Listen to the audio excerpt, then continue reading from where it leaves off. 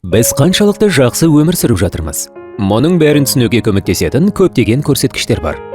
2024 жылы ұлттық статистика бюросы серіктестерінің қолдауымен қазақстандықтардың бүгінгі күні қалай өмір сүріп жатқанын және қандай қиындықтарға тап болатынын білу үшін үй шаруашылықтарына ауқымды зерттеу жүргізді.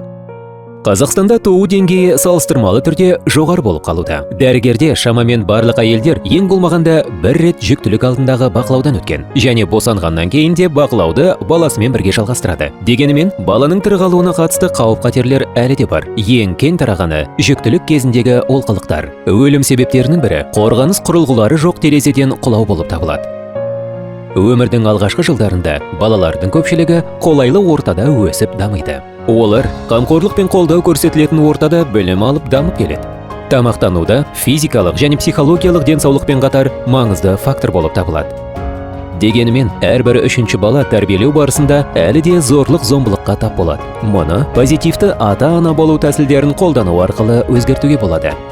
Шынайы деректерге сүйеніп және күш-жігерімізді біріктіре отырып, біз әрбір бала үшін одан да көп игі іс жасай аламыз. Бұл деректер жай ғана статистика емес. Бұл қоғам ретінде біздің айнамыз. Сандар бізге дәл қазір қай жерде әрекет ету қажет екенін көрсетеді. Қазақстанның ұлттық статистика бюросы мен ЮНИСЕФ осы маңызды зерттеуді жүргізуге қосқан үлесі үшін UNFPA мен Азия даму банкіне, мемлекеттік органдарға және Қазақстан халқының барлығына шын жүректен алғысын білдіреді.